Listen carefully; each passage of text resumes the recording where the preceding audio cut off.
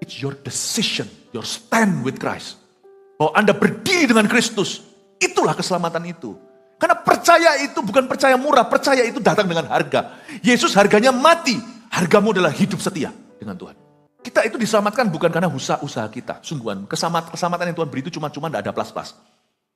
Tapi untuk percaya sama Tuhan itu banyak tantangan di hidup ini, bukan? Itu saja sih harga kita yang kita bayar murah. Dan sekalipun kalau kita harus mati untuk kepercayaan kita, jangan lepaskan.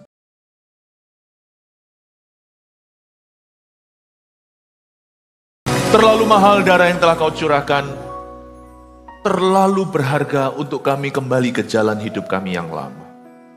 I pray in Jesus' name, hamba berdoa. Tidak ada satu pun jemaat yang kau percayakan pada kami akan slip back atau akan murtad. Mundur lagi ke jalan yang salah, erosi rohani, dan perlahan-lahan namun pasti meninggalkan Allah. Waktunya sudah terlalu dekat untuk main-main dengan api.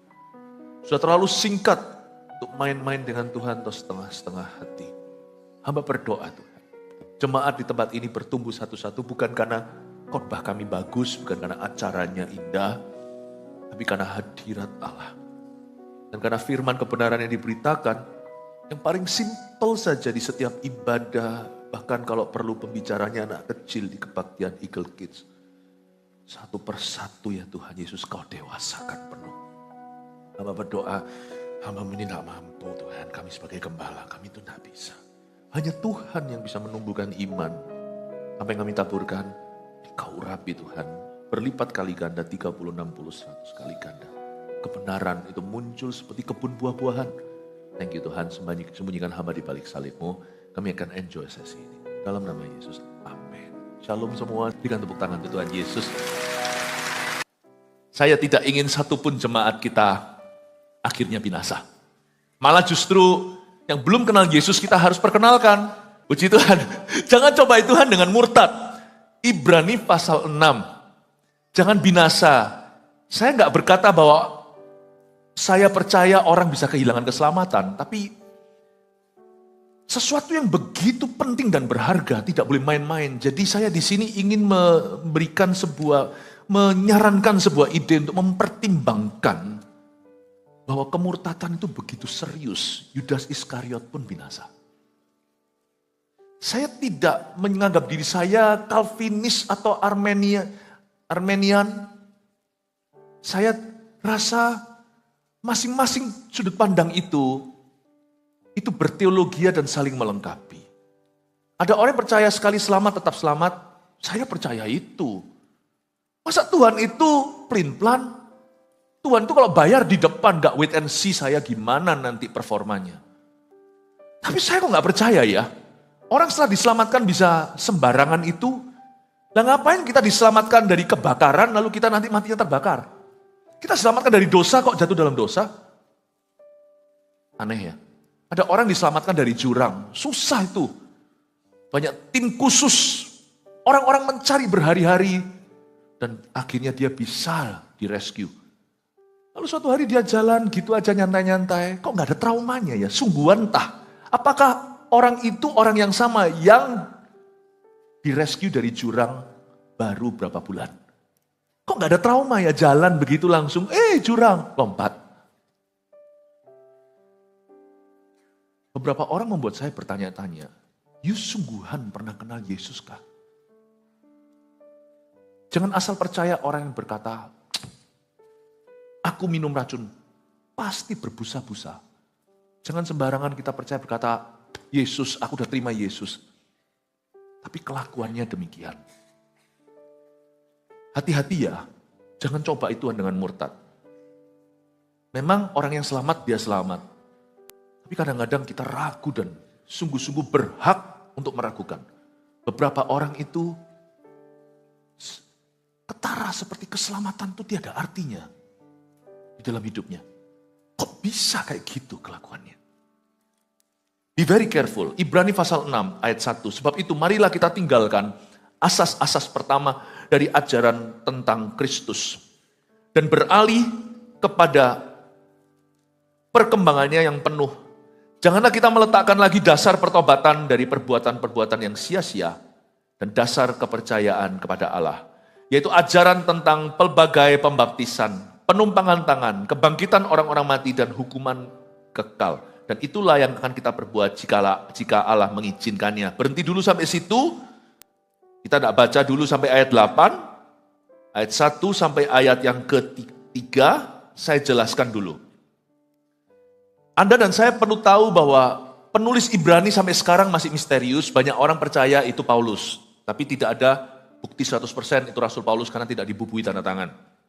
Tapi kepada siapa dia dituliskan sangat jelas. Namanya aja Ibrani, berarti ini ditulis kepada bangsa Yahudi. Orang-orang yang diselamatkan dari agama lama mereka yaitu Yudaisme. Yudaisme itu adalah agama Yahudi. Orang Yahudi pun hari ini ortodoks percaya itu.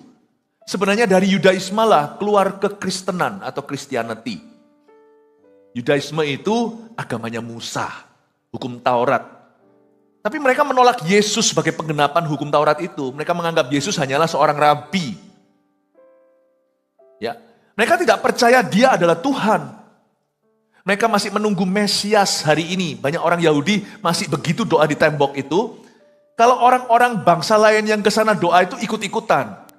Yang asli, yang tulen itu yang pakai topi hitam, bajunya hitam-hitam, jubah panjang, itu rabi-rabi, itu mereka bukan berdoa untuk diri mereka. Kadang-kadang beberapa orang-orang yang melancong ke sana diizinkan asal sopan untuk ikut doa.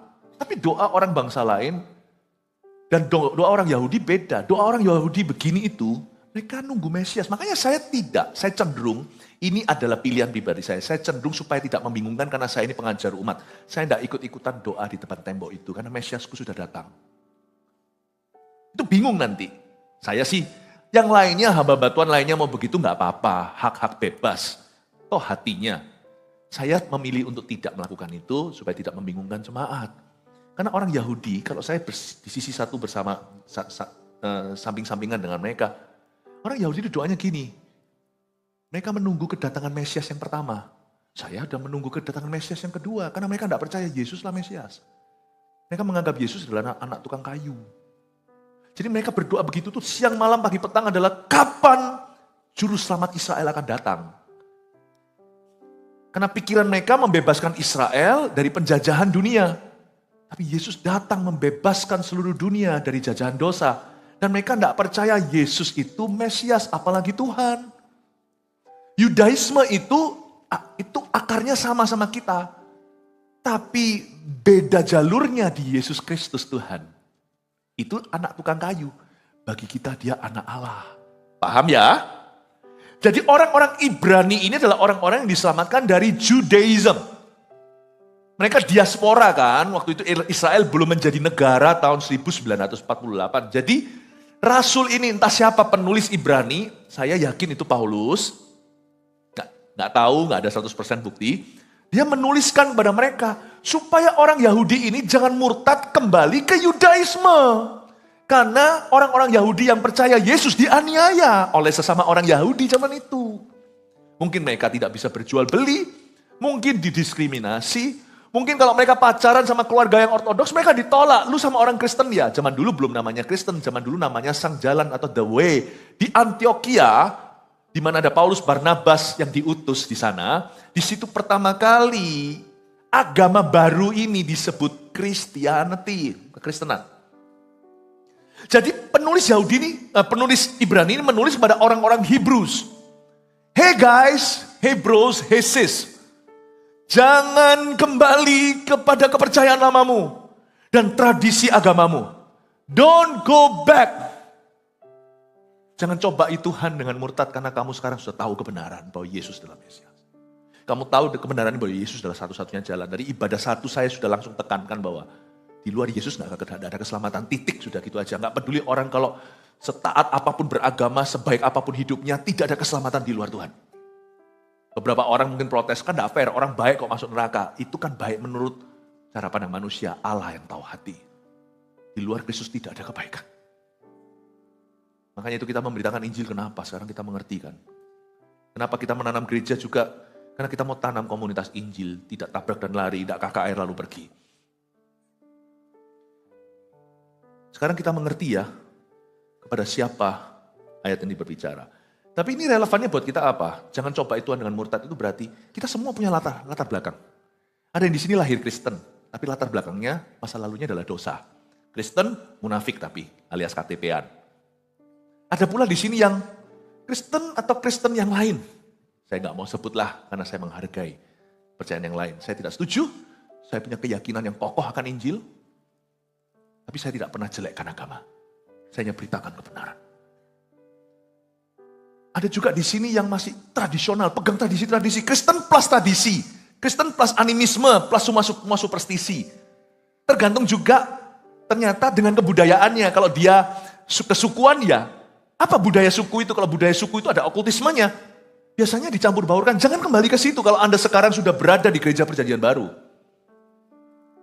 Atau bukan hanya Kristen tradisional suku, kadang-kadang bukan kesukuan, tapi juga kebudayaan. Mungkin juga mereka yang kebudayaan misalnya Tionghoa. Ada juga ini itu, Kristus iya, tapi juga ada pai-painya. Jangan balik ke sana. Jangan. Atau bukan ini, tapi tradisi-tradisi yang kita pegang, cara-cara agama. Ada banyak-banyak macam cara-cara berbaptisan juga.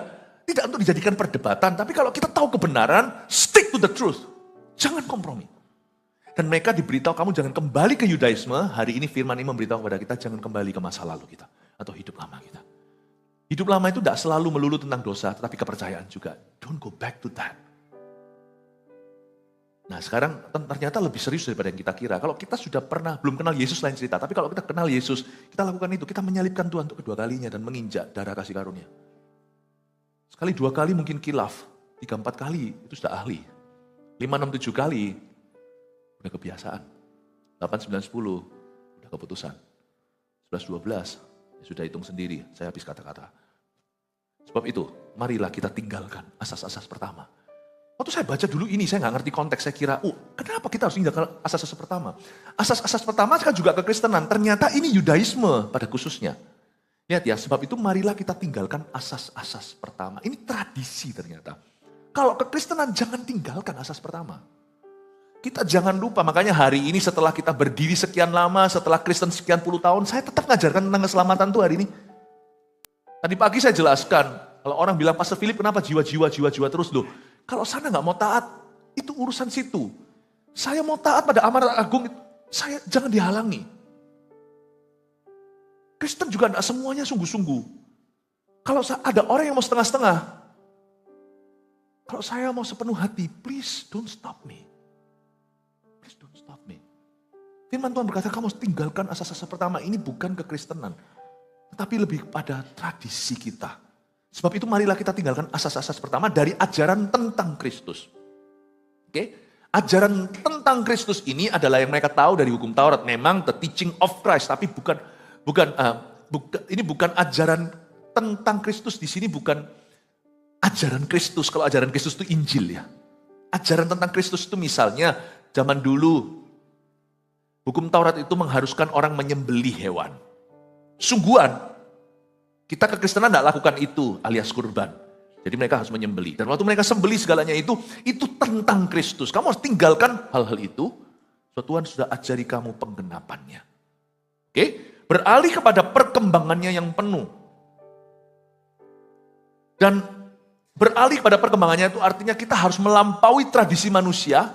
Dan semua harus kembali kepada apa kata firman Allah. Janganlah kita eman atau sayangi atau susah melepaskan sesuatu yang bukan firman.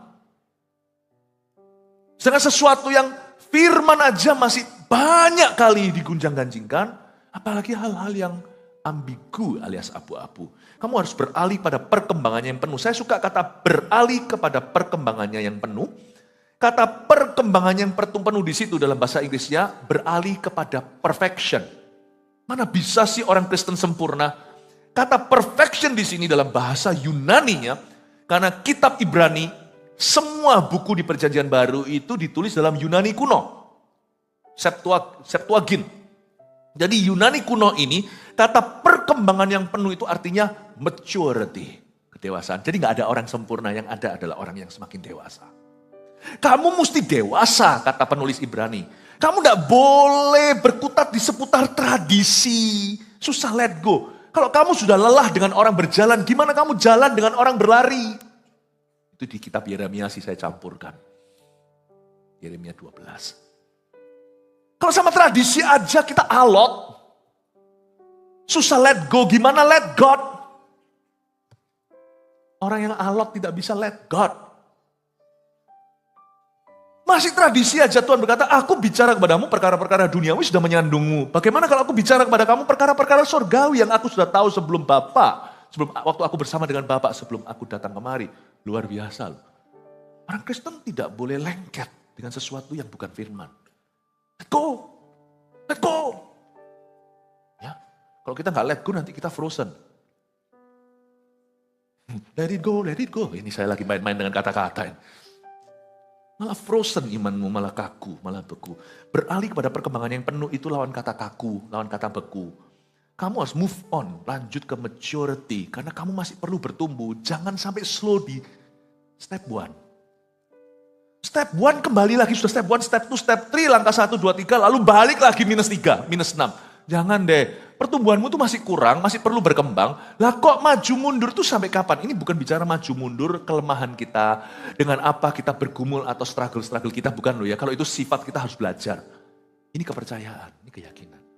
Ini gak boleh lah, keyakinan gak boleh, itu sudah harus mantap dulu. Kalau Yesus kita goyang lah, gimana perkembangan?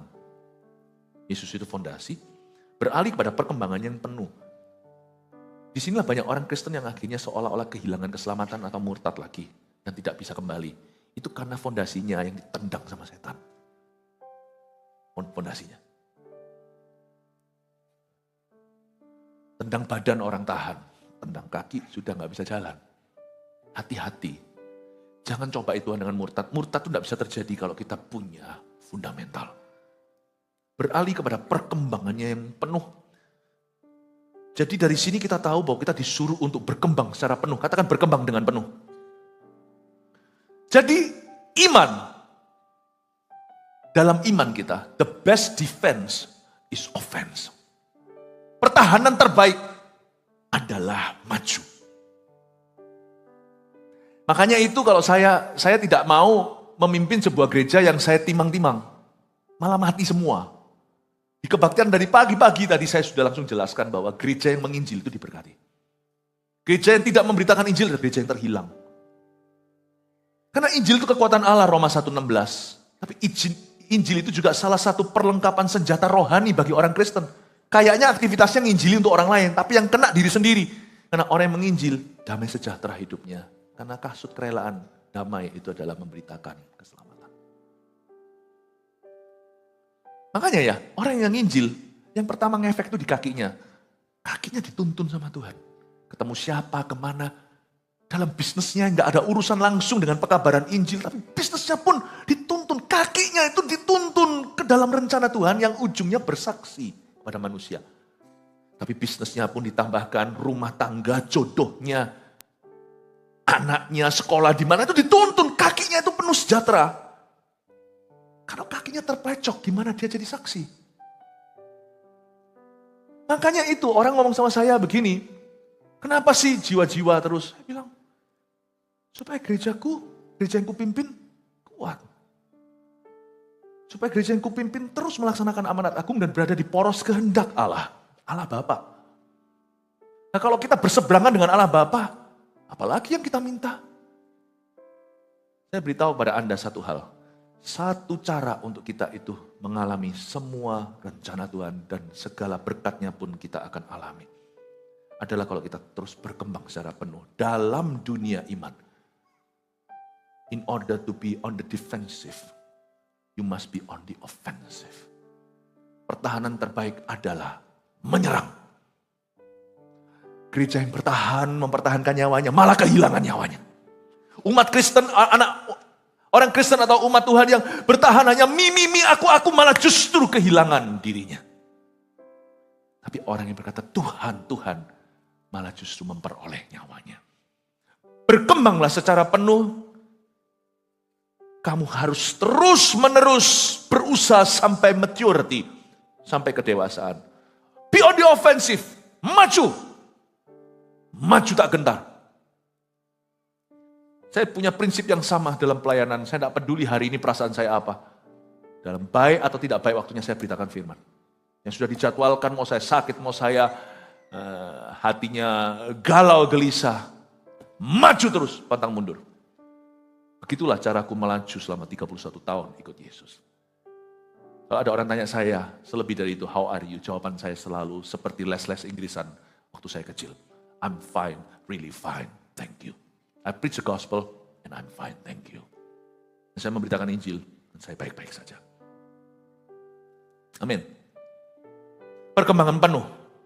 Sekarang kalau kita lihat, janganlah kita meletakkan lagi dasar pertobatan dan perbuatan-perbuatan yang sia-sia dan dasar kepercayaan kepada Allah. Believe in God. Jangan kamu meletakkan lagi dasar pertobatan. Ini juga termasuk zaman-zaman Yohanes Pembaptis. Bukanlah secara spesifik tentang Yesus karena itu lebih kesadaran moralitas. Mempersiapkan jalan sehingga nurani umat itu nyala. Ketika Yesus nanti mengajarkan sabda, mereka langsung nangkap ini jawabannya. Makanya itu zaman Yohanes Pembaptis kan belum kenal Yesus. Yesus kan nanti datang di sungai Yordan itu dan Yohanes Pembaptis pun baru tahu ini dia anak domba Allah yang memikul dosa dunia. Jadi saya mau jelaskan ayat 2 karena itu ada hubungannya. Yaitu ajaran tentang pelbagai pembaptisan. Ada pelbagai pembaptisan itu gimana? Dalam bahasa Yunaninya, kata pelbagai pembaptisan tidak memakai kata yang biasanya dipakai oleh Kristen Perjanjian Baru yaitu baptiso. Tapi yang dipakai adalah baptismos, yang artinya ceremonial washings. Atau seremoni ritual permandian. Setiap agama ada itu. Karena air itu dekat sama manusia. Misalnya agama, Anda pernah melihat nggak? Agama di India, mereka itu washingnya itu di sungai. Yahudi pun iya, cuci tangan, cuci kaki. Demikian pula dengan saudara kita. Yang lain, dari agama-agama kepercayaan yang lain. Rekan teman-teman sebangsa. Selalu ada. Ada pula di Ortodoks mana, di Rusia, di mana mereka pakai air yang dicipratkan. Jadi itu yang disebut dengan baptismos, itu tidak secara spesifik merujuk ke Yesus. Tapi lebih kepada ritual, ceremony washings, permandian atau penyucian. Manusia itu sudah ada dalam dirinya, itu semacam sense, semacam kesadaran bahwa air itu ada hubungannya dengan jernih, meskipun air keruh juga banyak. Makanya Yesus juga memakai pemahaman umum manusia itu dan berkata, rohku seperti air. Firmanku seperti air yang memandikanmu supaya tidak ada cacat celah. Kemarilah kepadaku barang siapa yang haus. Yesus bilang sama wanita Samaria, di sumur ini kamu ambil, kamu akan dahaga. Tapi kalau aku memberimu air hidup, kamu tidak akan haus. Karena itu orang-orang penulis Ibrani berkata, kamu jangan kembali ke baptismos. Kamu jangan takut dibaptis lalu dianiaya. Jangan takut. Setelah kejadian-kejadian yang lalu, itu bukan baru bagi saya bolak-balik itu. Cuman skala kecil, skala besar. Saya tetap akan baptis seorang. 1001 kali saya tetap akan lakukan. Because I cannot be untrue to the text. Saya tidak bisa menyangkali apa yang tertulis. Dan apa yang saya yakini itu bicara dalam kehidupan kita. Baptizo. Kamu diselamkan. Segenapmu, Roma 6, mati bersama dengan Kristus, bangkit keluar lagi. Selama Anda tidak terpaku di kayu salib. Baptiso itu ada dalam bahasa Surabaya. Baptiso. Yang Jakarta mungkin kurang paham nih ya. Kalau orang Surabaya itu gini. Kalau kita bilang, sana makan. Makanlah. Kalau Surabaya lebih Yunani. Makanno. Mandilah. Silakan congliang. Sijau. Ya, atau bahasa Ibrani adus. Itu dicampur dengan Yunani, Ibrani Yunani namanya aduso. Mandio. Orang Surabaya itu unik-unik. Enak itu gak berhenti sampai enak banget. Satu kata cukup menjelaskan enak. Ya? Makanya itu kalau bahasa Inggris kan, kamu makan banyak gak? Yes, a lot. Orang Surabaya, walot. Enggak, lain ya artinya ya. Lain artinya, saya terlalu ngawur sudah. Baptiso. Bukan baptismos. Sekalipun kau dianiaya. Baptislah. Kalau Anda tahu itu firman Tuhan. Nah, saya hari ini bahagia sekali nanti itu tirai akan dibuka. Seperti bait suci yang dirobek dari atas ke bawah, tapi ini dibukanya dari samping untuk nggak robek. Nanti di situ akan ada baptisan, demikian pula di gereja-gereja kita sekarang sebentar lagi. Perayaan baptisan, menyusullah. Bahasa Surabaya, menyusullah. Jangan pakai lama. Mereka takut, karena siapa dibaptis itu bukan. Yohanes Pembaptis masih ditakuti. Pengikutnya banyak waktu itu. Kalau Yesus juga ditakuti, tapi karena saking bencinya, pengikut banyak, gua nggak peduli. Tapi yang namanya Yohanes Pembaptis, waktu baptis itu banyak. Para Farisi, ahli Taurat tidak mau dibaptis. Tapi orang-orang berdosa, pemungut cukai, tentara-tentara. Tapi mereka punya baptisan ritual itu oke. Tapi sekali orang dibaptis sesuai amanat agung Injil dalam nama Allah Bapa, Putra, Roh Kudus, dalam nama Yesus. Orang-orang Yahudi benci orang-orang Ibrani ini. Kamu menghujat Allah dengan menyamakan Yesus dalam silsilah Allah Bapa, Putra, Roh Kudus. Itu berarti kau membuat mereka setara. Kau membuat Yesus setara maksudnya. Siapa dibaptis dengan itu dikucilkan oleh kaum Ibrani. Kamu kok baptis, kamu melawan tradisi agama kita yaitu Musa. Kamu pindah agama. Sedangkan sekarang gereja perjanjian baru banyak yang ikut-ikutan, menurut saya kurang pas. Kita nggak usah kembali ke Yudaisme. Lalu kita harus begini-begini ke Israel-Israelan. Nggak apa-apa kalau ada gereja gitu, jangan hakimi. Gereja kita nggak demikian. Saya pernah sekali ada seorang teman orang Yahudi, orang Jewish, tapi Messianic Jew. Atau seorang Yahudi yang percaya Yesus. Dia datang melihat ibadah yang sangat terlalu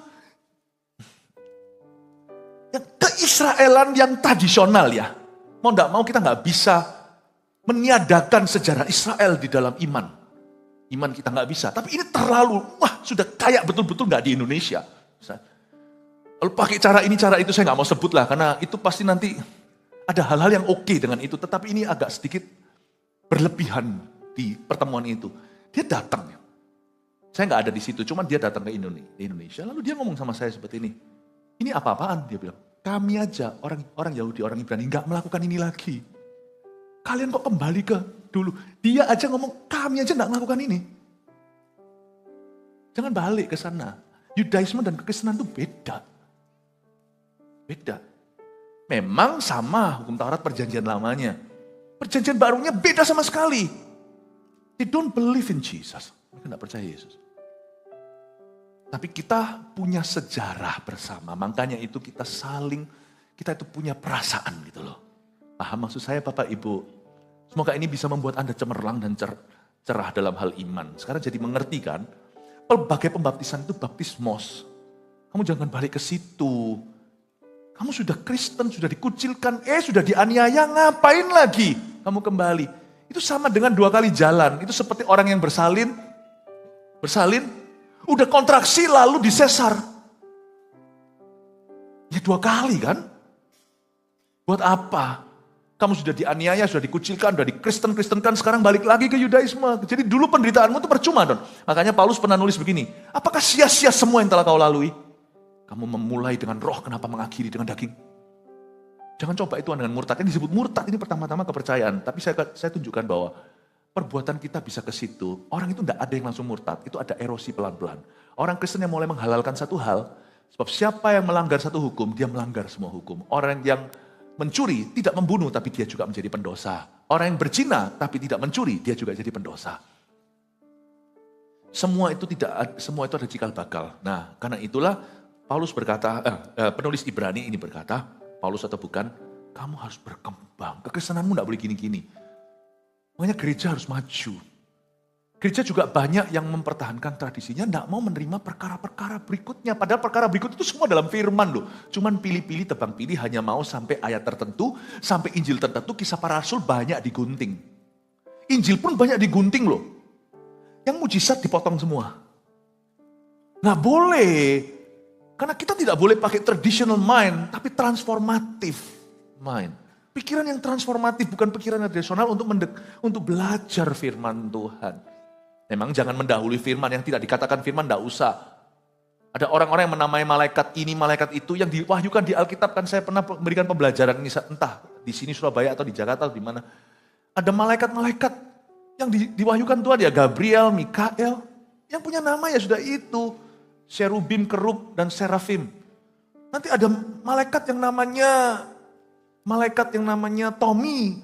Gak pernah ditulis dalam Alkitab. Apalagi Hengli. Don't be too creative. Yang tidak ditulis di Alkitab jangan dahului. Supaya jangan diambil hakmu dari pohon kehidupan.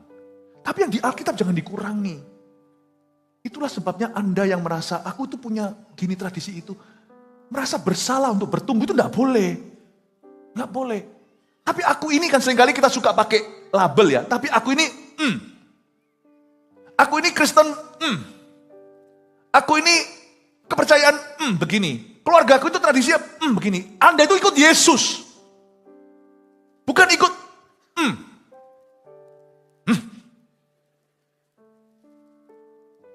Amin. Karena itu saya dorong Anda untuk bisa mengerti bahwa kemurtatan dimulai dengan blur tujuan. Dan apa yang saya sampaikan ini mencegah nanti suatu hari Anda disesatkan dan anak-anak cucu Anda dialihkan perhatian dari Tuhan. Dan itulah yang akan kita perbuat jika Allah mengizinkannya ayat 3. Ini yang dirindukan oleh penulis Ibrani. Jadi saya hari ini tidak melakukan ini atas dasar kehendak saya. Saya menggenapi keinginan penulis Ibrani. Dan itulah yang kita akan perbuat untuk menjelaskan ini. Jikalau Tuhan mengizinkannya. Sebab mereka, ayat 4, yang pernah diterangi hatinya. Yang pernah mengecap karunia sorgawi. Dan yang pernah mendapat bagian dalam Roh Kudus. Dan yang mengecap firman yang baik dari Allah. Dan karunia-karunia dunia yang akan datang. Namun yang murtad lagi. Tidak mungkin dibaharui. Sekali lagi. Sedemikian hingga mereka bertobat. Sebab mereka menyalibkan lagi anak Allah bagi diri mereka. Dan menghinanya di muka umum. Saya ingin sekali menjelaskan ini dengan hati-hati ayat 4-6. Karena tidak ada yang mustahil bagi Tuhan. Dan setan juga akan meniru-niru. Bagi dia tidak ada kata terlambat. Dia akan tak peduli Anda sudah sejauh apa dalam iman. Setan akan mencoba mencuri jikalau tidak bisa membunuh dan membinasakan. Sebab mereka yang pernah diterangi hatinya. Ini gak main-main. Ini orang yang pernah diterangi hatinya. Kata terang itu enlightenment. Hatinya itu pernah disinari Roh Kudus. Yang pernah mengecap karunia sorgawi. Gak hanya disinari Roh Kudus. Cuman sekedar mendapatkan pewahyuan di hati. Aku ngerti. Tapi pernah mengecap karunia sorgawi. Ini berarti orang ini pernah mengalami spiritual experiences dengan Tuhan. Jadi ternyata mengalami pengalaman rohani, supranatural bahkan. Tidak garansi orang itu diselamatkan dan memutuskan untuk ikut Tuhan. Dahulu waktu di FKA mengadakan festival kuasa Allah yang keberapa saya lupa, bukan di Surabaya, di luar kota. Ada seseorang yang mengalami, orang bukan Kristen yang mengalami sesuatu dengan Tuhan. Itu gak mungkin dibuat-buat karena kita tahu kan ada orang yang cari perhatian, ada orang itu yang gak suka cari-cari begitu. Tapi dia ngomong betul sesuatu dia alami dan dia lihat Tuhan di festival kuasa Allah. Tapi setelah itu terlibat pembicaraan cukup lama dengan saya, dia memutuskan saya tetap tidak mau kenal Tuhan. Padahal dia nangis-nangis. Nangis bukanlah konfirmasi bahwa Anda diselamatkan.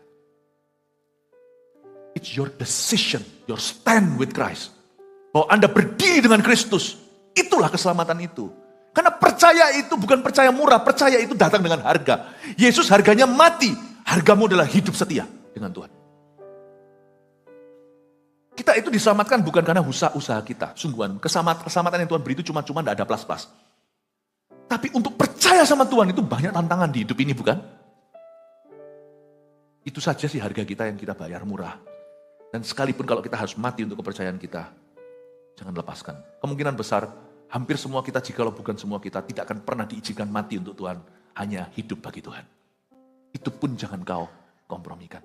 Sisa kita itu cuma hidup bagi Tuhan. Martir-martir Yesus itu untuk memberikan keselamatan pada kita, dia mati untuk kita. Yang pernah mengecap karunia sorgawi berarti dia pernah mengalami sesuatu dengan Roh Kudus, dengan Tuhan Yesus. Yang pernah mendapat bagian dalam Roh Kudus. Pernah mendapat bagian dalam Roh Kudus? Pernahkah Anda dengar orang yang berkata, aku pernah bahasa roh, terus gak bisa lagi? Mungkin di saat-saat disetrum, di suasana yang begitu electrified, begitu penuh dengan aliran sorga, ada orang tertentu itu tiba-tiba ngikut ke bawah arus, tapi dia gak pernah memutuskan untuk terima Yesus. Ada loh orang-orang gitu, saya kasih contoh beberapa ya. Raja Saul. Kalau dia bukan kena bahasa roh, karena itu sebelum glosolalia. Itu sebelum zamannya perjanjian baru ketika Roh Kudus dicurahkan dengan karunia yang belum ada di perjanjian lama, yaitu karunia berbahasa roh. Itu belum ada. Tapi itu mendekati, dan itu karunia yang lain. Itu karunia profesi yang sekarang malah justru di gereja-gereja jarang kelihatan. Itu Saul itu, dia sampai rebah dari kudanya waktu dia kejar Daud. Dan semua orang sampai keluar pepatah, apakah Saul salah satu dari rombongan Nabi? Coba Anda lihat. Padahal dia itu dalam misi jahanam. Misi yang bejat di mata Tuhan. Mau bunuh orang yang diurapi. Sekalipun dia diurapi, dia mau bunuh orang lain yang diurapi Tuhan. Bahkan lebih dari dia. Dia rebah. Dan dikatakan di Alkitab, dia kepenuhan roh. Bukan penuh hatinya, semua sisanya semua penuh. Tapi responnya salah. Dia telanjang. Roh Kudus tidak telanjangi orang. Tapi kalau Roh Kudus turun atas orang itu tidak ready. Orang itu akan korsleting. Mendingan gak pernah ngalami kenabian. Mendingan gak pernah. Pernah lihat Roh Kudus kalau turun atas seseorang, dia mendapat bagian dalam karunia-karunia roh, karunia dalam Roh Kudus. Ketika turun, ada orang yang sampai teriak-teriak itu bukan Roh Kudus. Tapi sesuatu gak beres di hatinya, entah kepahitan, atau ada okultisme yang belum pernah dibereskan. Itu bereaksi. Dan dia ngalami itu, tapi bertobat tidak, ujungnya bunuh diri. Ujungnya bunuh diri. Padahal dia pernah mendapat bagian dalam Roh Kudus. Hatinya aja gak diserahkan, sisanya kepenuhan. Demas. Istrinya Demba. Enggak. Demas itu ada sungguhan. Itu kalau Anda baca di surat-surat Paulus, Demas itu dulu seringkali, sorry ya, saya suka jayus. Demas itu ditulis sama Paulus, ini rekannya. Ini sudah rekan misionaris, saya sih curiga dia juga kena Pentakosta. Ditulis surat itu selalu ada, tapi terakhir Paulus berubah pikiran waktu menulis tentang dia. Paulus berkata, dan Demas telah meninggalkan Tuhan dan cinta dunia. Coba Anda baca. Demas, Demas itu sudah menjadi tim inti. Saya juga tahu seseorang, tapi saya nggak mungkin bisa beritahukan. Beritahukan pun Anda tidak akan tahu. Orang yang pernah getol-getolnya ajak teman-temannya, udah berbahasa roh. Di gereja karismatik pula. Today, dia bukan orang Kristen. Kok bisa? Itu salah satu misteri dosa. Saya nggak bisa ngerti. Sungguhan. Saya tahunya dulu waktu saya masih suam-suam, baru, bukan suam-suam kuku. Saya masih bayi rohani. Ya, saya pernah tinggal di luar negeri waktu saya bayi rohani. Lalu ada gereja yang mengalami kebangkitan. Ada pemimpin salah satunya, bukan pendetanya tentunya, salah satu muda-mudi yang begitu berapi-api, udah penuh Roh Kudus. Banyak teman-temannya ditumpang tangan, diinjili segalanya, haleluya luar biasa. Today, he claims he's not a Christian. Dia memeluk agama lain. Pertanyaan saya, kok bisa? Setahu saya dia itu penuh karunia, orang ditumpangi tangan rebah. Bahkan ada manifestasinya, berbahasa lidah so pasti sudah. I don't know. Satu hal yang jangan tanya sama saya, tapi saya ngeri, saya tidak mau jadi kayak gitu. Sebab orang yang pernah diterangi, namun murtad lagi, tidak mungkin diperbarui. Saya juga pernah mendoakan tokoh kepercayaan tertentu. Sudah, bukan saya yang cari, saya nggak pernah cari-cari gitu-gitu. Saya doakan. Lawat, orang yang cari saya, bukan saya yang cari. Setelah dilawat, terakhir menyangkal Tuhan. Saya nggak mungkin, saya ini tahu banyak hal yang saya tidak mungkin bisa bagikan dengan leluasa. Nggak bisa, karena saya rasa tidak berhikmat. Andai Anda tahu apa yang saya harus saksikan bahwa bagi setan pun tidak ada kata telat untuk membuat Anda murtad. Satu adalah teman jauhku. Gagah perkasa, gaya Benny Hinn kalau doa. Saya belum apa-apa. Saya baru bisa belajar doa. Sebelum makan, satu lagi tokoh. Didoakan. Lalu habis itu dilawat Tuhan. Cari Tuhan, cari saya. Ya masa saya tolak. Nikodemus pun cari Yesus. Yesus indah kan? Sungguhan terakhirnya tetap menyangkal Tuhan Yesus. Menyedihkan. So that can happen, you know. Jangan coba itu Tuhan ya. Anda yang sudah Kristen, udah diterangi hatinya, udah dibaptis, udah kepenuhan Roh Kudus, sudah pelayanan. Careful. Setan masih menargetkanmu. Tapi jangan takutlah. Kalau Anda masih takut meninggalkan Tuhan, berarti Anda belum murtad. Anda tidak bisa murtad ya. Dan yang mengecap firman yang baik dari Allah dan karunia-karunia dunia yang akan datang. Wow. Namun yang murtad lagi, kata murtad di sini saya kasih definisinya. Ada dua macam bentuk jatuh. Yang satu dalam bahasa Inggrisnya falling into sin. Bukan falling in love with you, bukan ya. Falling into sin, itu jatuh ke dalam dosa. Itu yang dialami Petrus, tapi dia menyesal, Tuhan ampuni dan jadikan dia rasul besar. Itu the wonder of grace atau keajaiban kasih karunia, bisa membuat orang yang terbelakang menjadi terkemudian menjadi terdahulu. Tapi yang satu lagi namanya falling away from Christ. Nah ini tidak ada obatnya. Yang satu falling into sin, jatuh dalam dosa dan betul-betul cari Yesus, minta maaf dan mohon dipulihkan. Tuhan itu murah hati. Yang satu lagi falling away from Christ, itu Yudas. Dia bukan jatuhnya ke kaki Tuhan waktu salah, dia jatuhnya keluar dari Tuhan. Itu susah. Ini yang terjadi, yang disebut dengan murtad tidak mungkin dibaharui sekali lagi. Sedemikian hingga mereka bertobat. Sebab mereka menyalibkan lagi anak Allah bagi diri mereka dan menghinanya di muka umum. Konteksnya di sini, penulis Ibrani berkata, kalau kamu kembali ke Yudaisme, kamu menyalibkan Yesus kedua kali di tempat umum. Dan kamu menginjak darah kasih karunia. Tidak bisa apa-apa. Kalau kamu tahu aja kamu bisa berbuat begitu, mana bisa? Makanya itu paling bahaya adalah orang bergereja, lalu trauma, lalu meninggalkan Tuhan. Terus gak gereja-gerejaan. Itu permulaan. Tidak termasuk menghujat, belum sampai murtad. Tapi nanti roh kemurtatan punya jalan dalam hidupmu. Nanti anaknya hati-hati, cucunya juga. Nanti sudah, fondasimu bukan gunung batu waktu itu. Jangan, paling susah begitu, sesusah apapun. Anda memulai baru, Anda harus pulih, harus lawan. Orang berkata dokter adalah pasien yang buruk. Sungguhan. Pendeta adalah konseli yang buruk. Coba kalau Anda konselingi saya tahu semua yang mau Anda katakan. Saya adalah konseli, bukan konselor. Konseli yang buruk. Makanya, hamba Tuhan jangan jatuh. Ngomong apapun sudah tahu. Kamu mau ngomong pemulihan dari apa? Saya tahu. Bukan mah tahu, sok tahu. Dokter juga sama. Pasien yang buruk. Makanya kalau kelihatan dokter merokok, atau dokter gaya hidupnya nggak keruan, begadang gitu segalanya, ya sayangkan. Disayangkan, tapi untungnya dokter tidak akan lebih parah dari pendeta. Pendeta kalau hidup ganda maka dicerca, kalau dokter ya sudah terserah asal dia bisa buka resep. Makanya kalau seorang dokter, ya kan, kalau seorang dokter itu sudah, kalau garam kehilangan keasinannya dengan apa diasinkan? Yang paling parah adalah kejatuhan orang Kristen. Kejatuhan hamba-hamba Tuhan, itu paling parah. Karena dia sudah tahu, susah dipulihkan. Kalau Anda sudah pernah terlibat pelayanan, lalu Anda kecewa, mundur gitu, nanti Anda lihat sulit untuk bertobat karena traumanya banyak dan sudah gak percaya sama semua. Udah gak percaya semua. Siapa yang bisa pulihkanmu? Bukan berarti ayo kita suam-suam kuku aja supaya kita gak maju lalu murtad. Bukan. Suam-suam kuku gak usah perang, sudah milik setan. Jadi gak ada pilihan. Kalau kita itu mau sungguh-sungguh, tidak binasa itu satu jalan. Lawan, maju. Jangan lupa lagu nasional kita. Maju tak gentar. Maju. There's no way. Semua di depan ini diperlengkapi senjata Allah. Tahukah Anda di Efesus tidak dikatakan bahwa geger atau punggung kita dilengkapi.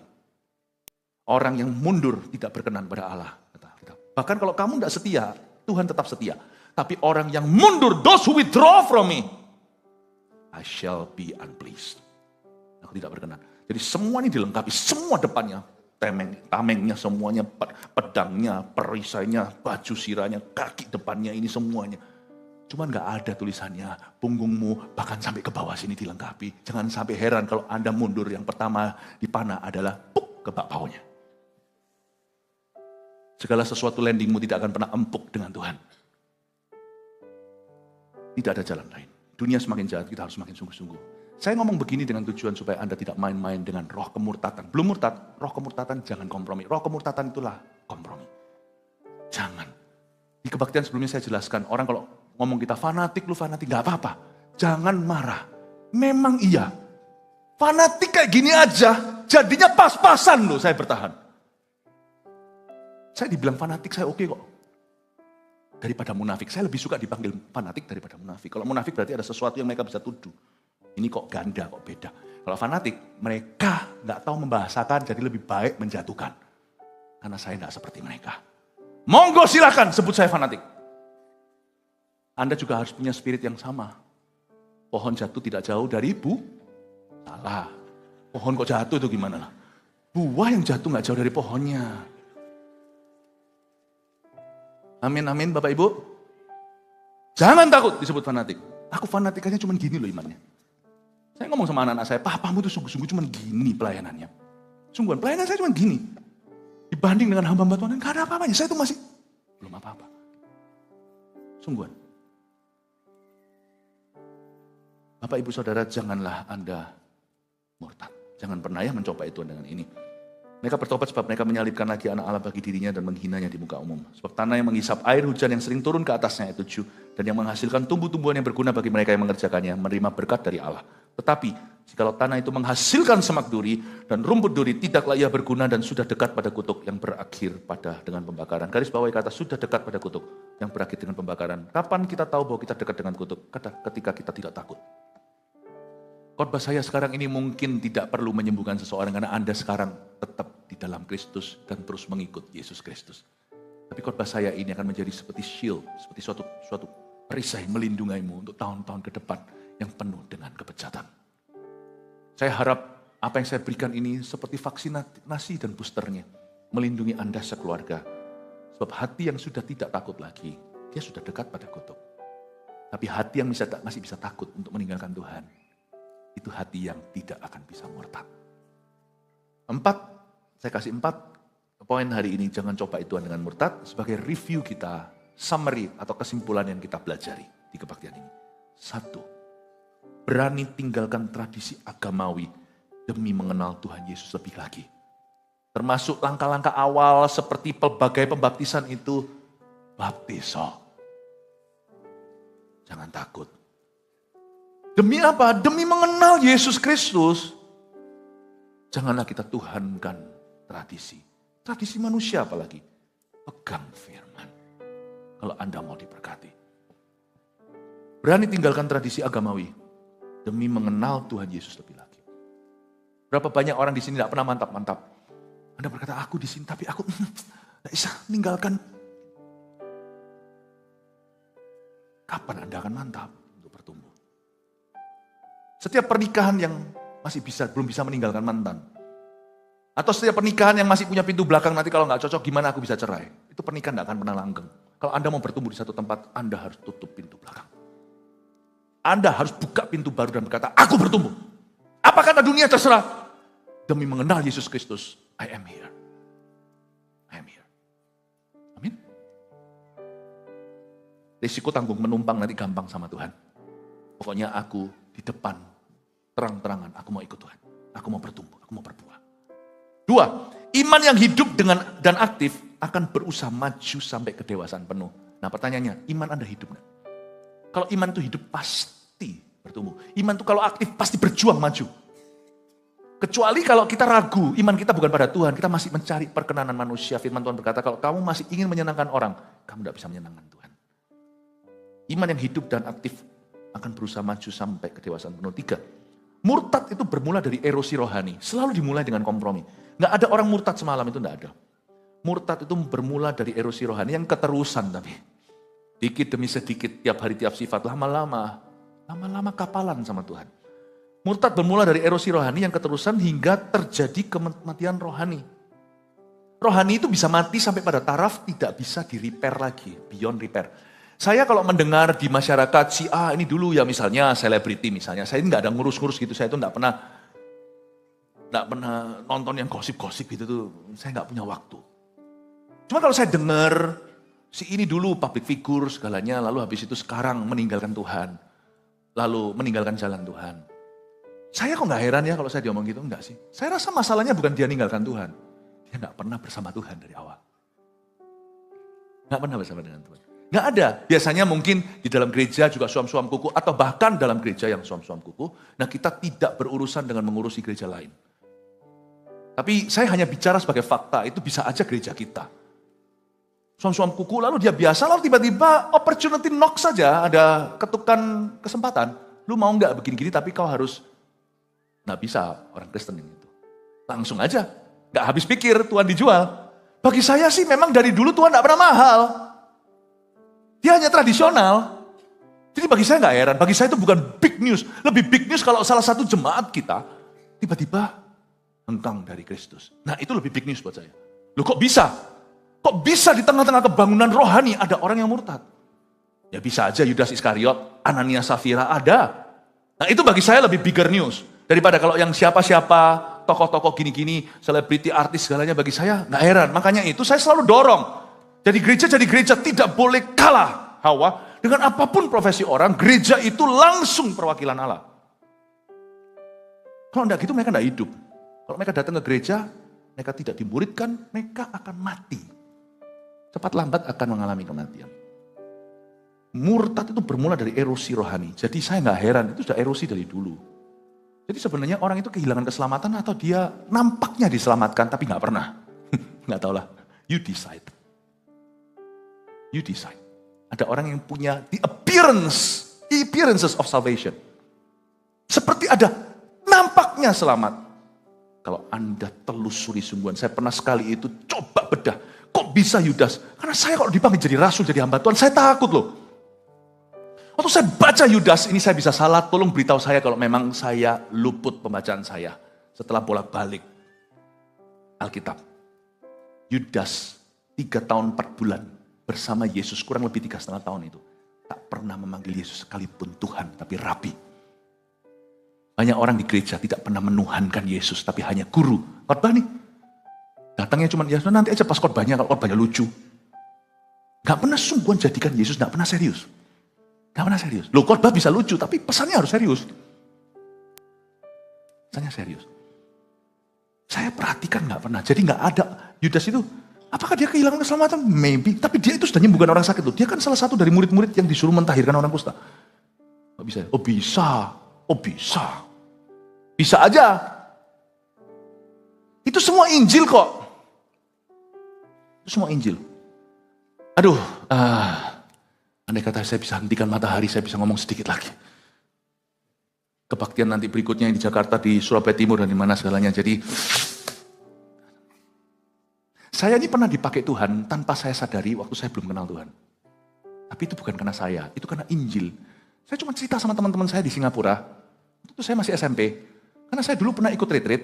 Saya dulu dari gereja konservatif, bukan karismatik. Saya pernah, ya bolong-bolong sih, tapi saya kecil kan pernah ke gereja.